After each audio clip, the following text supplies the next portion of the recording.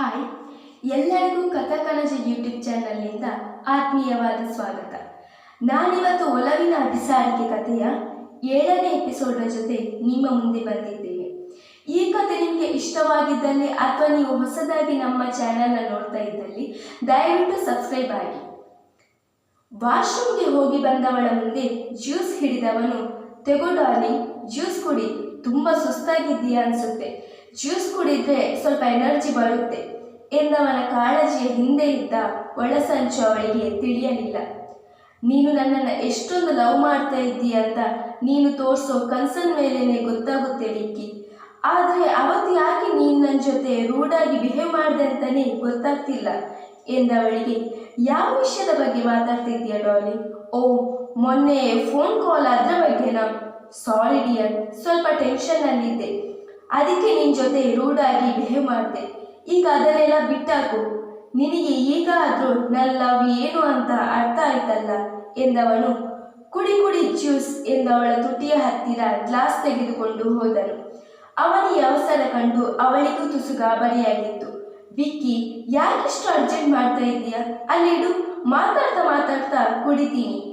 ಈಗ ನನ್ನನ್ನು ಯಾವಾಗ ಮದುವೆ ಆಗ್ತೀಯ ಅಂತ ಹೇಳು ಎಂದಳು. ಅದೇ ಜ್ಯೂಸ್ನ ಗ್ಲಾಸ್ನಲ್ಲಿ ಅವಳ ತಲೆ ಒಡೆದು ಹಾಕಿ ಬಿಡಬೇಕು ಅನ್ನುವಷ್ಟು ಕೋಪ ಬಂದಿತ್ತು ಅವನಿಗೆ. ಎಲ್ಗೂ ಹೋದ್ರೂ ಅಲ್ಲಿಗೇನೆ ಬರ್ತೀಯಲ್ಲ ಡಾರ್ಲಿಂಗ್, ಮದುವೆ ಆಗ್ತೀನಿ ಅನ್ನಲ್ಲ ಎಂದವನು. ಗಾಡ್ ಪ್ರಾಮಿಸ್, ನಿನ್ನನ್ನು ಖಂಡಿತ ಮದುವೆ ಆಗ್ತೀನಿ, ಈಗ ಜ್ಯೂಸ್ ಕುಡಿ ಎಂದವಳಿಗೆ ಬಲವಂತವಾಗಿ ಕುಡಿಸಲು ನೋಡಿದನು. ವಿಕ್ಕಿ ಎಂದವಳು ತಕ್ಷಣ ಹಿಂದೆ ಸರಿದರೆ ಜ್ಯೂಸ್ ಎಲ್ಲವೂ ಆಯ ತಪ್ಪಿ ಅವಳ ಬಟ್ಟೆಯ ಮೇಲೆ, ನೆಲದ ಮೇಲೆ ಚೆಲ್ಲಿದವು. ಅದನ್ನು ಕಂಡು ರೋಷ ಉಕ್ಕಿ ಬಂದಿತ್ತು ಅವನಿಗೆ. ಮಗುವನ್ನು ಕರಗಿಸಲು ಬೆಳೆಸಿದ್ದ ಮಾತ್ರೆಗಳು ಎಲ್ಲವೂ ನೆಲದ ಪಾಲು ಆಗಿತ್ತಲ್ಲವೇ. ಯು ಈಡಿಯಟ್, ಜ್ಯೂಸ್ನ ಎಲ್ಲ ವೇಸ್ಟ್ ಮಾಡಿಬಿಟ್ಟಿಯಲ್ಲೇ ಎಂದು ಕೂಗಾಡಿದನು. ಅವನ ವರ್ತನೆ ಕಂಡು ಪೆಚ್ಚಾಗಿ ಬಿಟ್ಟಳು. ಜ್ಯೂಸ್ನ ವೇಸ್ಟ್ ಮಾಡುತ್ತಿರುವುದು ಇದೇನು ಹೊಸತಲ್ಲವಲ್ಲ. ಅದೆಷ್ಟೋ ಬಾರಿ ಅವನ ಜೊತೆ ದೊಡ್ಡ ದೊಡ್ಡ ರೆಸ್ಟೋರೆಂಟ್ಗೆ ಹೋಗಿ ಬೇಕಾಬಿಟ್ಟಿ ಆಹಾರವನ್ನು ವೇಸ್ಟ್ ಮಾಡುತ್ತಿರಲಿಲ್ಲವೇ? ಆದರೆ ಅಂದು ಏನೂ ಮಾತನಾಡಿದವನು ಇಂದು ಬರೀ ಜ್ಯೂಸ್ ವೇಸ್ಟ್ ಆಗಿದ್ದಕ್ಕೆ ಇಷ್ಟೊಂದು ಕೋಪ ಮಾಡಿಕೊಂಡಿದ್ದಾನೆ ಅಂದರೆ ಅವನಿಗೆ ಅನುಮಾನ ಬಾರದಿರುವುದೇ. ವಿಕ್ಕಿ, ಇದ್ದಕ್ಕಿದ್ದ ಹಾಗೆ ಏನಾಯಿತು ನಿಂಗೆ? ಆಫ್ಟರ್ ಆಲ್ ಜ್ಯೂಸ್ ಚೆಲ್ಲಿದ್ದಕ್ಕೆ ಇಷ್ಟೊಂದು ಕೋಪ ಮಾಡಿಕೊಳ್ತಾ ಇದ್ದೀಯಲ್ಲ ಎಂದವಳಿಗೆ. ಯು ಫೂಲ್, ಅದು ಆಫ್ಟರ್ ಆಲ್ ಜ್ಯೂಸ್ ಅಂತ ಯಾರು ಹೇಳಿದ್ದು? ಅದರಲ್ಲಿ ಟ್ಯಾಬ್ಲೆಟ್ ಮಿಕ್ಸ್ ಮಾಡಿದ್ದೆ ಎಂದವನು ಕೋಪದ ಭರದಲ್ಲಿ ಸತ್ಯ ಬಾಯಿ ಬಿಟ್ಟಳು. ಟ್ಯಾಬ್ಲೆಟ್ ಎಂದು ಆಶ್ಚರ್ಯಗೊಂಡವಳು.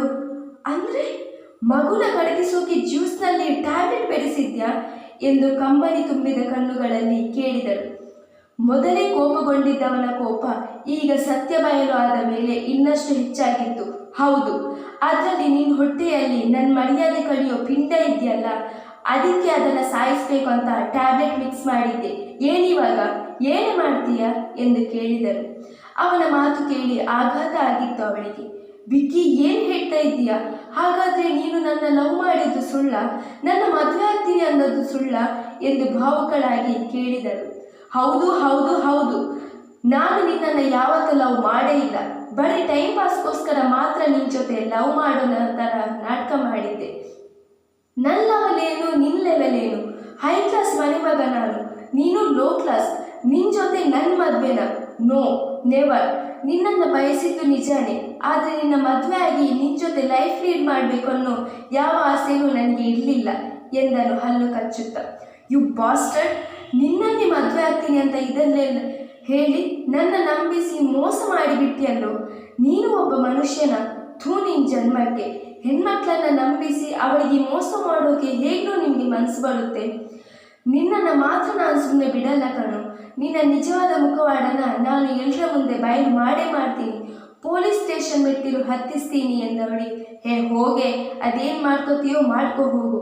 ನೀನು ಅದೆಷ್ಟೇ ಸರ್ಕಸ್ ಮಾಡಿದ್ರು ನಾನು ಮಾತ್ರ ನಿನ್ನ ಮದುವೆ ಆಗಲ್ಲ. ಏನಂದೆ ನೀನು? ನಾನು ನಿನ್ನನ್ನು ನಂಬಿಸಿ ಮೋಸ ಮಾಡಿದ್ನ? ಹಲೋ, ನಾನೇನಾದರೂ ನನ್ನ ನಂಬು ಅಂತ ಹೇಳಿದ್ನ? ಎಲ್ಲಿವರೆಗೆ ನಂಬೋರು ಇರ್ತಾರೋ ಅಲ್ಲಿ ತನಕ ಮೋಸ ಮಾಡೋರು ಕೂಡ ಇರ್ತಾರೆ. ಈಗ ನನ್ನ ಮುಂದೆ ಇಷ್ಟೊಂದು ಭಾಷಣ ಬಿಗಿತಾ ಇದೆಯಲ್ಲ, ಯಾಕೆ? ಊರೂರು ನನ್ನ ಜೊತೆ ಸುತ್ತಾಡುವಾಗ, ಬೆಡ್ಶೇಡ್ ಮಾಡುವಾಗ ನಿನಗೆ ಬುದ್ಧಿ ಇರಲಿಲ್ವಾ? ಅಥವಾ ನೀನು ಹುಡುಗಿ ಅನ್ನೋದು ಅವತ್ತು ಮರೆತು ಹೋಗಿದ್ದ ಎಂದನು ಕಟುವಾಗಿ. ಅವನ ಮಾತು ಕೇಳಿ ಅವಳ ಮನಸ್ಸೇ ಕಲ್ಲಾಗಿ ಹೋಗಿತ್ತು. ಆಕಾಶವೇ ಕಲಚಿ ತಲೆ ಮೇಲೆ ಬಿದ್ದಂತ ಅನುಭವ. ಆದರೆ ಅವನು ಹೇಳಿದ್ದು ಸತ್ಯವೇ ಅಲ್ಲವೇ? ತಪ್ಪಿಲ್ಲ ತನ್ನದೇ ಆಗಿರುವಾಗ ಹೇಗೆ ಅವನನ್ನು ದೂಷಿಸುವುದು? ಎರಡು ಕೈಗಳು ಸೇರಿದರೆ ಮಾತ್ರ ಚಪ್ಪಾಳೆ ಹೊಡೆಯಲು ಸಾಧ್ಯ. ಅಷ್ಟೆಲ್ಲ ಕೇಳಿದ ಬಳಿಕ ಅವಳಿಗೆ ಏನು ಹೇಳಲು ತೋಚಲಿಲ್ಲ. ಅವನತ್ತ ಸುಡುನೋಟ ಬೀರಿದವಳೆ ಫೋನ್ ಪರ್ಸ್ ಹಿಡಿದುಕೊಂಡು ಕಣ್ಣೀರು ಒರೆಸುತ್ತಾ ಅಲ್ಲಿಂದ ಹೊರನಡೆದೇ ಬಿಟ್ಟಳು ಸಮಷ್ಟಿ. ಅಲ್ಲಿ ತನಕ ಉಕ್ಕಿ ಬರುತ್ತಿದ್ದ ರೋಷವನ್ನು ತಡೆ ಹಿಡಿದು ಇಟ್ಟವನು ಕೋಪ ಎಲ್ಲವೂ ಗಾಜಿನ ಟೇಬಲ್ ಮೇಲೆ ಹೋಗಿತ್ತು. ಎತ್ತಿ ಅದರ ಕೆಳಗಡೆ ಉರುಳಿಸಿದವನು ತಲೆ ಹಿಡಿದುಕೊಂಡು ಅಲ್ಲೇ ಕುಸಿದು ಕೂತನು. ವಾಟ್ ಎಂದು ಉದ್ಗಾರ ತೆಗೆದವನ ಆತಂಕ ಹೇಳತೀರದು. Okay I will be there in 5 minutes ಎಂದು ಕಳೆತುಂಡರಿಸಿದವನೇ ಕಾರ್ ಕೀ ತೆಗೆದುಕೊಂಡು ತಡತುಡಿಯಿಂದ ಅಲ್ಲಿಂದ ಹೊರಟನು. ಪೊಲೀಸ್ ಸ್ಟೇಷನ್ನಲ್ಲಿ ವಿಕ್ರಮ್ನ ಬರುವಿಕೆಗಾಗಿ ಎಲ್ಲರೂ ಕಾದು ನಿಂತಿದ್ದರು. ಸಮೃದ್ಧಿಯ ಕೋಪವಂತೂ ಕ್ಷಣಕ್ಕೂ ಹೆಚ್ಚಾಗುತ್ತಲೇ ಇತ್ತು. ಅಷ್ಟರಲ್ಲಿ ಕಾರ್ ಬಂದು ನಿಂತ ಸದ್ದು ಎಲ್ಲರ ಕಿವಿಗೂ ಬಿದ್ದಿತ್ತು. ಆಗಲೇ ಅವಳಿಗೆ ಖಾತರಿಯಾಯಿತು, ಬಂದಿರುವುದು ವಿಕ್ರಮ್ ದೇವಸ್ಯ ಎಂದು. ಪೊಲೀಸ್ ಸ್ಟೇಷನ್ಗೆ ಹಿಂದೆಂದೂ ಕಾಲಿಟ್ಟವನಲ್ಲ. ಹಿಂದೇಕೋ ಅವನಿಗೆ ಮುಜುಗರದ ಜೊತೆ ಕಂಪ್ಲೇಂಟ್ ಕೊಟ್ಟವರ ಮೇಲೆ ಕೋಪವೂ ಬಂದಿತ್ತು. ಒಳಗಡೆ ಬಂದವನ ಕಣ್ಣಿಗೆ ಮೊದಲು ಬಿದ್ದಿದ್ದೇ ಕೈ ಕಟ್ಟಿಕೊಂಡು ತನ್ನ ಪಾಡಿಗೆ ತಾನು ನಿಂತಿದ್ದ ಸಮೃದ್ಧಿ. ತಕ್ಷಣ ಅವನ ಕಣ್ಣ ಮುಂದೆ ಅಂದೊಮ್ಮೆ ರೋಡ್ನಲ್ಲಿ ಮಕ್ಕಳನ್ನು ದಾಟಿಸುತ್ತಿದ್ದವಳ ಚಿತ್ರಣ ಮೂಡಿತು. ಇವಳು ಅದೇ ಹುಡುಗಿ ಅಲ್ವಾ? ಅವತ್ತು ಮಕ್ಕಳನ್ನ ರೋಡ್ ಕ್ರಾಸ್ ಮಾಡಿಸ್ತಾ ಇದ್ದವಳು.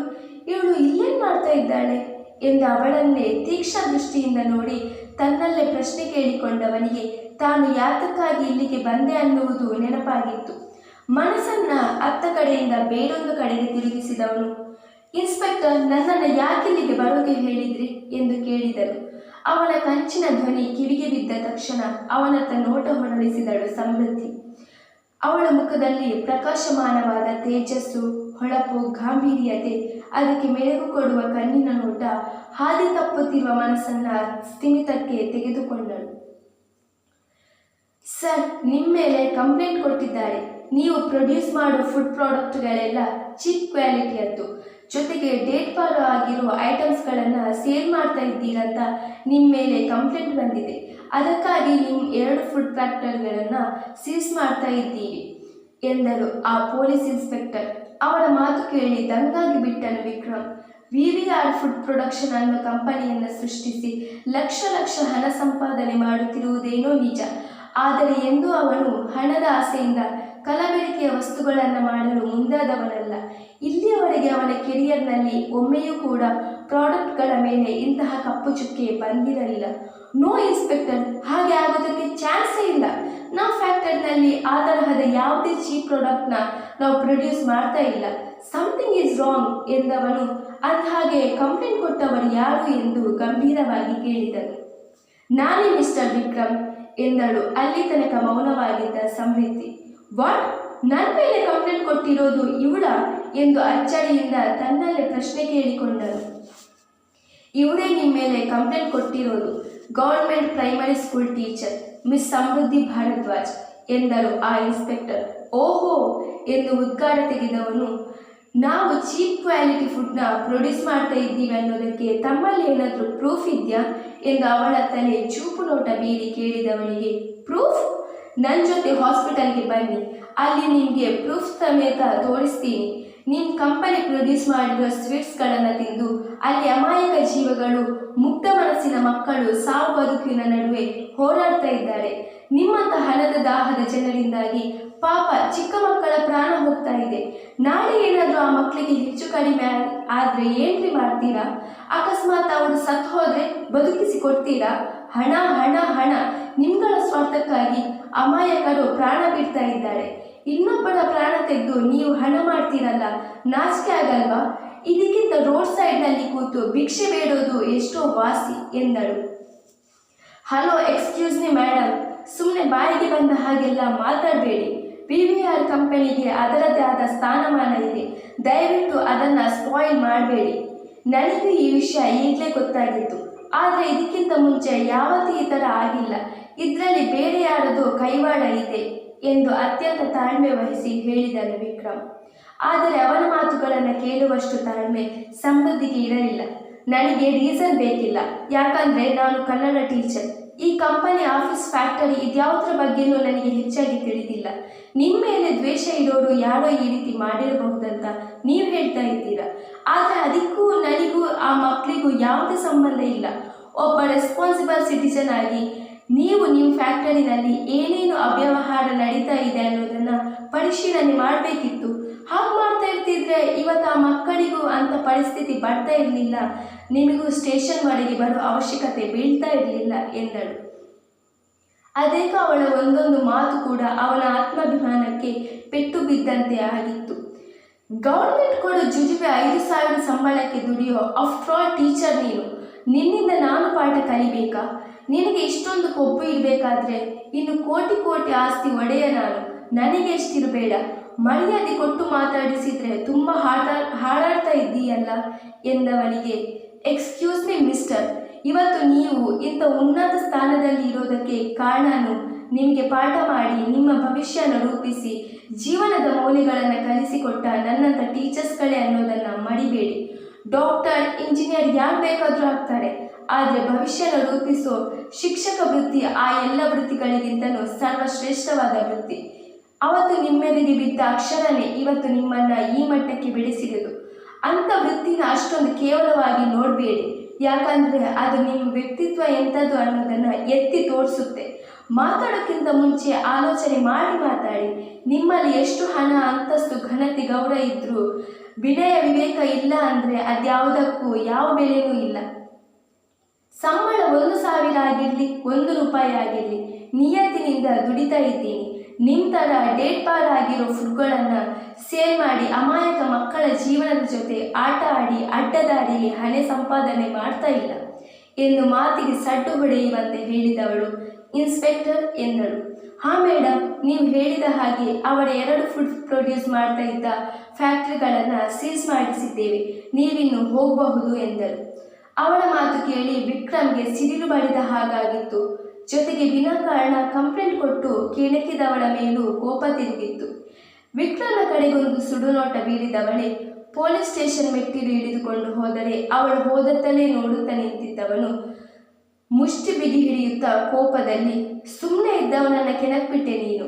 ನಾನು ಸಾಮಾನ್ಯವಾಗಿ ಯಾರ ಜೊತೆಯೂ ವೈಷಮ್ಯ ಬೆಳೆಸಿಕೊಳ್ಳಲ್ಲ, ಆದರೆ ನೀನು ನನ್ನ ಬುಡಕ್ಕೆ ಕೈ ಇಟ್ಟಿದ್ದೀಯ. You will pay for this ಎಂದವನೇ ಅಲ್ಲಿಂದ ದಡಬಡನೆ ಕಾರ್ ಹತ್ತಿ ಮನೆ ಕಡೆ ಹೊರಟು ಹೋದನು. ಮುಂದುವರಿ.